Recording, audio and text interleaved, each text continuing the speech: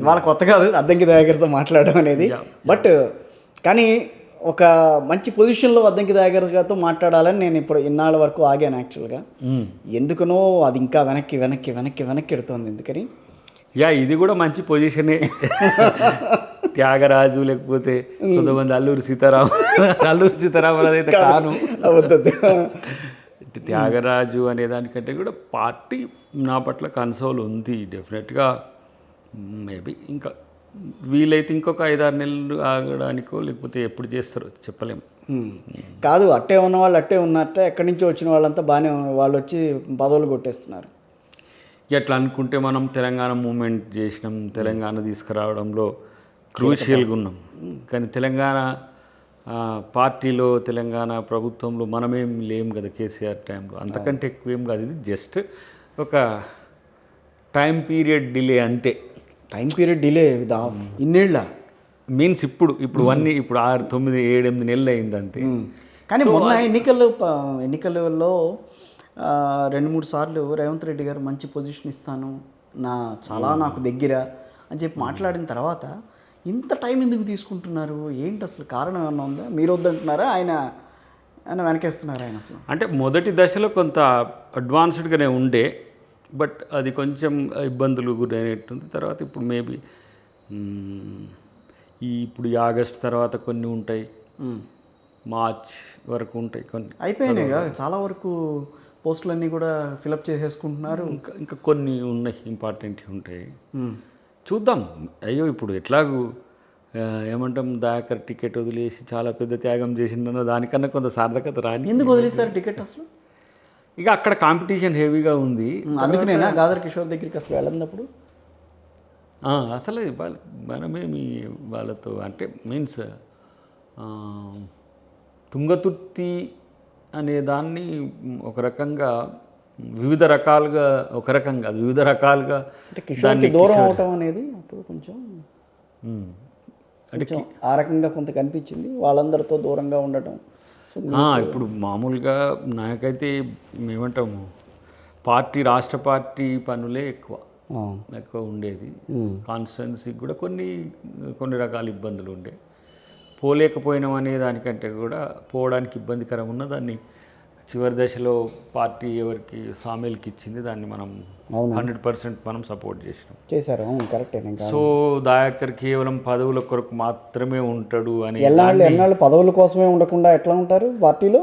ఇప్పుడు వస్తాయి కదా ఇంకా పదవులు అంటే ఎట్లా ఉంటే రేపు తెలుసు. కాదన్నా, ఒక్కటి విషయం చెప్తాను. ఇప్పుడు దానం నాగేంద్ర గారు ఉన్నారు, తర్వాత స్పీకర్గా పనిచేసిన పోచారం శ్రీనివాసరెడ్డి గారు ఉన్నారు, ఆ తర్వాత మిగతా వాళ్ళు చాలా పెద్ద మన కేకే గారు ఉన్నారు. వీళ్ళంతా కూడా 10 ఏళ్ల పాటు అధికారంలో ఉండి మళ్ళీ కాంగ్రెస్ పార్టీ రాగానే మళ్ళీ కాంగ్రెస్ పార్టీ వైపు వచ్చేసారు. అదేమో రాజకీయం నేను అనుకోవటం. కానీ నేను పార్టీ మారలేము, అదే అంటున్నాను నేను. రెండవది కాంగ్రెస్ పార్టీ కొరకి పనిచేయాలని వచ్చి, నేను ఫక్త్ పొలిటికల్ లీడర్ని కాదు, పార్టీ అంటే కాంగ్రెస్ పార్టీకే వచ్చినాం మనం.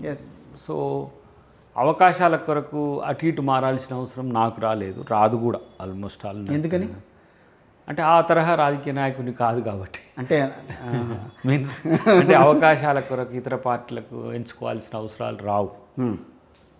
రెండోది ఏంటంటే రాజకీయంగా ఒక సిద్ధాంతం మేరకు కట్టుబడి ఉండాలనేది. అసలు నేను రాజకీయాలే చేయాలా వద్దా అనే దశలో కొంచెం మీమాంస ఉండే. నేను ఒక ప్రజా సంఘంగా ఏర్పాటు చేసి, మాలమానాన్ని ఏర్పాటు చేసి, ఈ పూలే అంబేద్కర్ పోవాలనుకున్న క్రమము. రెండవది తెలంగాణ మూమెంట్ నన్ను కొంత మాస్ లీడర్గా చేసింది. కోర్స్ మీరు అన్నట్టు యువకునిగా ఉండడం వల్ల అప్పుడు ఇంకా ఎక్కువ యూత్ కూడా మనకు ఎట్లా అట్రాక్ట్ అయ్యేది. తర్వాత కొంచెం అగ్రెసివ్ స్పీచెస్ కొంత అట్లా ఉండే. బట్ నేను ఒకటేసారి తెలంగాణ రియలైజేషన్ అయిన తర్వాత రాజకీయాల్లోకి వస్తాను నేనేం అనుకోలే. అప్పుడు మేడం గాంధీ పెద్ద ఆమె ఇన్వైట్ చేసింది, కానీ మేము అనుకున్నాం ఇక ఎక్కడికి పోతాం మనం రాజకీయాలు, దీని తర్వాత ఏం చేయాలని అనుకునేటోళ్ళం. కోదండరామ్ గారు, నేను అప్పుడు చాలామందికి రాజకీయ ఆకాంక్షలు ఉండే, కేసీఆర్ గారితో కలిసిపోవాలని ఉండే. కేసీఆర్ గారితో రాజకీయ ప్రయాణం అనేది కొంత కవిత గారు ప్రయత్నం చేసిండ్రు ఆ పార్టీలకు వెళ్ళడానికి.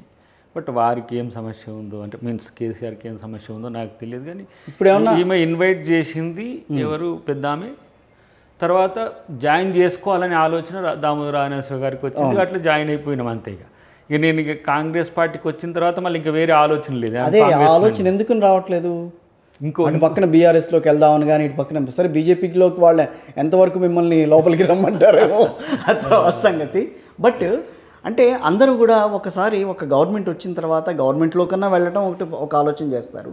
లేదంటే కనుక రాజకీయంగా నైతిక విలువల్ని పక్కన పెట్టేసేసి విశ్వసనీయతలు ఇవన్నీ కూడా పక్కన పెట్టేసేసి అసలు రాజకీయాలు అవి లేవు అని నేను అంటాను. మీరు దాన్ని ఎంతవరకు? నేను అంటే పెక్యులర్గా ఉంటాను. నాది ఎట్లుంటుంది అంటే నాది ప్రజాపక్షం నిరంతరం. నేను అధికార పక్షంలో ఉండని విపక్షంలో ఉండని నేను ప్రజల కొరకు పోరాడాలనుకునేటువంటి అది నా డిఎన్ఏ డిఫెక్ట్. నా డాడ్ డెరివేషన్స్ తాత ముత్తాతలు ఇలాంటి సర్వీస్ ఓరియంటెడ్గా ఉన్నారేమో తెలియదు. డాడ్ అయితే బ్యూటిఫుల్ మైండ్ అనేది. సో తనది మమ్మీ కూడా ఆ నేపథ్యం, ఇద్దరు డిఎన్ఏలు అదే రకంగా ఉండొచ్చు. అంటే స్వార్థం కంటే ఎక్కువ కూడా నాకేంటంటే ప్రజాసేవ మీద ఎక్కువ కాన్సన్ట్రేషన్. చాలామంది ఇప్పుడు ఎంసీఏ చేసిన తర్వాత నువ్వు సాఫ్ట్వేర్ ఇంజనీర్ కాక ఎందుకు ఈ అమెరికాలో ఇంకేటో డాలర్ డ్రీమ్స్ ఉంటాయి కదా, అంతే కదా, అట్లాంటివి వదిలేసి నువ్వు ప్రజా జీవితంలోకి వస్తున్నావు అంటే నాకు ఇది అది ఒక మంచి హ్యాబీ.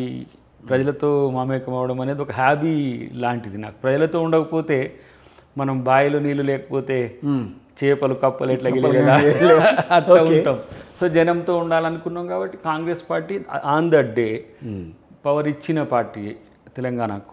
సో దానికి నేను నా సర్వీసెస్ ఇవ్వాలనుకున్నా, అట్లా ఉన్నా. తర్వాత నాకేం మొదటి నుంచి పూలపాన్పు ఏం కాదు రాజకీయం. 2014 ఎన్నికల్లో కూడా టికెట్ ఇట్లనే పోయింది, అలాగే మళ్ళీ వచ్చింది, మళ్ళీ 2018లో చివరికంట ఉంది. 2023లో కూడా మొన్న కూడా చాలా ఆల్మోస్ట్ వచ్చేస్తుంది చేతిగా అనుకున్నారు.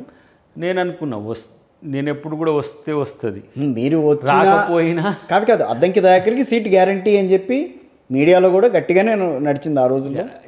ఉంటుంది. బట్ ఇప్పుడు యువకులుగా ఉన్నాము, ఆఫ్ కోర్స్ సర్వీస్ మోటివ్ ఉండడమే కాకుండా కాంగ్రెస్ పార్టీని గురించి ఒక్క రోజు మాట్లాడడానికి కూడా ఎవరు లేని పరిస్థితులు. అవును, కరెక్టే.